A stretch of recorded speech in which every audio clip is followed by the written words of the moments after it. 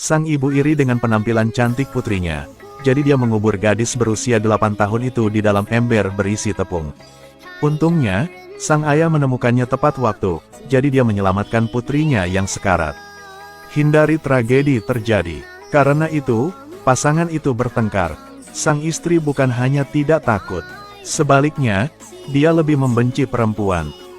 Dia pikir putrinya adalah Youkai rubah, menggunakan kecantikannya untuk merampok suaminya. Jadi dari kecil hingga dewasa, ibu selalu menatap Amaya dengan ekspresi iri di wajahnya. Walaupun demikian, setiap kali dia melihat saudara perempuannya berkumpul di sekitar ibunya, Amaya masih berusaha berlari datang, juga ingin dipeluk, tetapi setiap kali dia didorong dengan kejam oleh ibunya. Ayah melihat ini dan memeluknya untuk menghiburnya, tetapi sebaliknya, ibunya bertindak lebih kejam. Dia mengambil gunting dan memotong rambut Amaya dengan kasar. Gunting tajam itu tanpa sengaja memotong dahi gadis itu. Namun sang ibu tidak peduli, ia tetap memotong rambutnya seolah tidak terjadi apa-apa. Dan saat Amaya menghadapi semua ini, dia hanya bisa menahan air matanya dan tidak berani berdiri untuk protes. Tak disangka, kesabarannya membuat sang ibu semakin gila. Bahkan jika Amaya bersembunyi di bawah tempat tidur, dia diseret keluar lalu menanggung beberapa tamparan keras. Amaya dengan menyakitkan mendorong ibunya keluar dari pintu dan melarikan diri. Ini adalah pertama kalinya dia melawan ibunya, secara tak terduga merangsang wanita gila itu. Dia mengambil tongkat dari tanah dan memukul kepala Amaya dengan keras. Gadis yang sekarat itu dibawa ke rumah sakit oleh ayahnya. Lihat Amaya terluka parah. Dokter tidak percaya ini dilakukan oleh ibunya sendiri. Dia menyarankan ayahnya untuk memisahkan putri dan ibunya. Kalau tidak, dia mungkin menderita siksaan yang lebih mengerikan. Ayah tidak punya pilihan selain memberikan Amaya kepada kerabat untuk dibesarkan. Lebih dari 10 tahun telah berlalu Amaya telah tumbuh dewasa. Meskipun dia sekarang menjadi inspektur wanita, dia belum keluar dari kesakitan masa kecilnya. Hari itu mereka menerima laporan bahwa mayat seorang wanita dibuang di hutan ketika polisi tiba di tempat kejadian. Mereka menemukan korban baru berusia 13 tahun, tewas dalam keadaan telanjang. Ada potongan di leher, tangan diletakkan pada posisi khusus. Selain itu, di bagian bawah bodi ada sepotong kue. Ini seperti melakukan semacam ritual. Setelah pemeriksaan forensik pendahuluan, ditemukan tidak ada tanda-tanda penyerangan di tubuh wanita tersebut. Jadi singkirkan kemungkinan pembunuhan. Karena TKP adalah kampung halaman Amaya, atasannya memberinya tanggung jawab atas kasus ini. Meski tidak mau, Amaya tetap berusaha mengatasi obsesi masa kecilnya. Berkendara kembali ke kota tempat dia dilahirkan. Namun, tidak lama kemudian dia tiba, ada pembunuhan lain terjadi. Seorang wanita muda yang cantik meninggal secara tragis. Jenazah dibuang di tepi sungai. Badannya masih ditumbuhi bulu binatang dan di bagian sensitif di bagian bawah badan juga ditaruh kue. Jelas, itu semua dilakukan dengan sengaja oleh si pembunuh. Di jalan tak jauh dari TKP, juga ada sepasang sepatu hak tinggi berwarna merah. Pelaku seolah-olah memprovokasi polisi karena ia sangat ingin semua orang melihat karyanya. Setelah penyelidikan, polisi mengkonfirmasi identitas korban. Temukan kerabatnya. Mereka bilang gadis di rumah itu sangat baik. Dia belajar dengan baik, tidak merokok atau minum. Namun di komputernya Amaya menemukan folder tanpa nama. Setelah dibuka, adalah foto gadis yang tidak senonoh. Teman sekelas juga memberitahu Amaya, siswa perempuan itu telah berkencan dengan pria yang sudah menikah selama lebih dari setahun. Rupanya dia tidak semurni kelihatannya. Polisi merangkum rincian kedua kasus tersebut dan menemukan cara yang sama untuk melakukan kejahatan tersebut. Rupanya ini adalah kasus pembunuhan berantai. Dan semua korban ini memiliki kehidupan pribadi yang rumit. Setelah korban meninggal, si pembunuh menempatkan mereka pada posisi khusus. Dan pose ini menyerupai Bunda Maria. Jadi Amaya mencurigai si pembunuh menggunakan standar moralnya sendiri.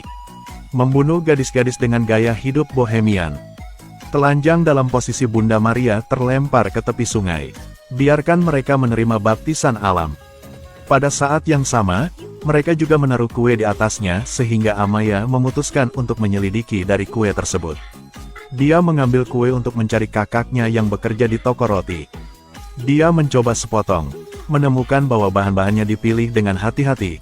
Hanya ada 4 toko roti di kota, tetapi matanya dialihkan. Sepertinya tidak ingin mengirimkan daftar pelanggan toko. Melihat petunjuknya sudah terputus, Amaya hanya bisa kembali ke kantor polisi untuk melanjutkan penyelidikan. Untungnya petugas arsip yang memberinya informasi baru. Ternyata dalam 20 tahun terakhir pelakunya telah menimbulkan belasan kasus. Apalagi setiap jenazah sebelum meninggal ditempatkan pada posisi khusus, namun yang membuat orang lain merasa aneh adalah pembunuhnya tiba-tiba berhenti melakukan kejahatan 8 tahun lalu. Ini juga jalan buntu. Baru akhir-akhir ini dia beraksi lagi. Amaya curiga akan terjadi sesuatu pada saat ini. Dia tidak punya waktu untuk memikirkannya, tetapi si pembunuh melakukan kejahatan lain di rumah kayu yang ditinggalkan itu. Ditemukan jasad perempuan, seluruh korban terbungkus karung. Menatap ke depan, dengan simpul di lehernya, sulit membayangkan bagaimana wanita ini mengalami perlakuan kejam sebelum meninggal. Setelah pemeriksaan forensik, ditemukan bahwa korban mati lemas dan pencekikan sengaja dilakukan untuk mengalihkan perhatian. Rupanya ada yang meniru kasus-kasus dulunya. Melalui keterangan ibu gadis tersebut, polisi dengan cepat mengidentifikasi pelaku sebagai ayah tiri korban. Kebenaran secara bertahap terungkap. Ternyata dia melihat anak istri tirinya sudah besar, maka dia datang dengan niat buruk. Di luar dugaan, gadis itu melawan dengan sengit, akibatnya dia tidak sengaja membunuhnya. Untuk menutupi kejahatan, dia meniru metode pembunuhan si pembunuh. Siapa sangka polisi akan mengetahuinya secepat ini. Kasus ini selesai, kasus lain punya petunjuk baru. Hasil uji tepung menunjukkan, cicipi bahan dari 3 toko roti lainnya. Tidak cocok dengan kue di TKP. Sekarang hanya rumah kakak perempuan dia yang tersisa. Ketika Amaya ingin mendatanginya untuk bertanya, dia kebetulan melihatnya menyuap staf penguji. Ingin mengubah sampel. Amaya dengan marah bergegas maju, meminta bawahannya untuk membawanya ke ruang interogasi. Dia bilang dia tidak tahu siapa pembunuhnya. Dia melakukannya karena dia tidak ingin toko roti terlibat dalam pembunuhan baru-baru ini. Dia kemudian mengamuk terhadap Amaya karena memperlakukan kakaknya dengan tanpa ampun. Bahkan ibu yang sakit jiwa, dia juga selalu ada untuk merawatnya. Dan Amaya hanya fokus menyelidiki kasus pembunuhan. Sangat sulit untuk kembali ke kota, tapi sama sekali tidak peduli dengan keluarganya. Tuduhan kakak mengingatkan Amaya tentang pemukulan yang dideritanya saat kecil. Secara psikologis masih sangat ketakutan. Setelah keluar dari kantor polisi, tanpa sengaja bertemu dengan ipar laki-laki yang berdiri di luar pintu. Dia dan kakak perempuannya bercerai beberapa bulan yang lalu, tetapi tetap menyuruh Amaya untuk memaafkan kakaknya. Bagaimanapun, beberapa tahun terakhir ini tidak mudah baginya untuk mencari nafkah untuk keluarga ini. Perasaan Amaya campur aduk setelah mendengar itu. Semua orang memintanya untuk memaafkan kakaknya.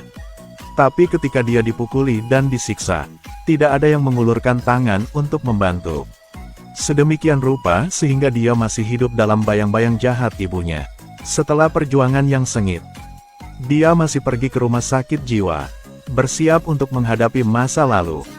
Saat memasuki ruangan, Amaya tidak percaya. Wajah kurus di depannya, tangan dan kakinya terikat di tempat tidur adalah ibunya.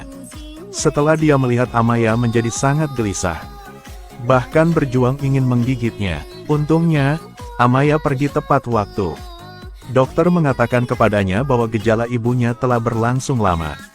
Dulu, dia juga membutakan mata perawat, menggumamkan nama dia tanpa henti. Tetapi setiap kali menantu laki-lakinya berkunjung, dia bisa tenang dengan sangat cepat. Hal itu membuat Amaya merasa kakak iparnya bisa menenangkan perasaan ibunya. Buktikan bahwa mereka berdua adalah tipe yang sama, dan kakak ipar adalah pembunuhnya. Karena dia ingin mendapatkan kue dari toko dengan sangat mudah. Apalagi waktu kasusnya juga sangat kebetulan, 8 tahun lalu setelah keduanya baru saja menikah. Kakak ipar kembali ke rumah, melepaskan niat membunuh di dalam hatinya, sehingga tidak ada kasus di kota baru. Baru setelah pernikahan mereka bubar beberapa bulan yang lalu, saudara ipar baru itu mengekspor kembali, terus membunuh orang untuk bersenang-senang. Untuk membuktikan spekulasinya, Amaya pergi ke rumah kakak iparnya. Begitu dia masuk, dia melihat bagian dalamnya bobrok dan bobrok, sepertinya sudah lama tidak ada orang di sana. Namun ketika Amaya masuk lebih dalam dan menemukan banyak foto korban di dinding ruang bawah tanah, Amaya tidak sempat melihat lebih dekat tapi tiba-tiba dipukul jatuh ke tanah dengan tongkat. Orang itu adalah saudara iparnya. Amaya kini telah mengidentifikasi pembunuhnya sebagai dia. Tetapi saudara iparnya masih berdebat dengannya bahwa gadis-gadis yang dia bunuh adalah semua orang yang tidak tahu mencintai diri mereka sendiri. Mereka hanya mencemari suasana kota, semua yang dia lakukan adalah untuk kota ini. Namun begitu dia mengatakan itu, Amaya memasukkan gunting ke pahanya. Saat lawan kesakitan dan kehilangan fokus, dia kabur. Kakak ipar juga mengejarnya, setelah itu Amaya ditangkap. Keduanya berjuang untuk sementara waktu, tetapi dengan kekuatan yang lebih kuat, saudara ipar itu mampu mengendalikan adik iparnya dengan cepat. Tepat pada saat hidup dan mati, kakak perempuannya tiba-tiba muncul di belakangnya dengan pistol dan menembak mantan suaminya. Dan kasus pembunuhan berantai secara resmi berakhir. Kota ini juga telah kembali ke kedamaian sebelumnya. Film ini diadaptasi dari novel detektif Spanyol, The Invisible Guardian. Disiksa oleh ibunya dalam waktu yang lama, Amaya tidak bisa lepas dari kegelapan masa kecilnya. Dia akhirnya menghadapi masa lalunya. Pergi ke kota untuk menyelidiki pembunuhan itu. Ini dapat dianggap sebagai rekonsiliasi untuk masa kecilnya. Novel jauh lebih baik daripada film. Jika Anda merasa menarik, Anda dapat membaca versi yang aslinya. Video hari ini berakhir di sini. Dadah dan sampai jumpa di video-video selanjutnya.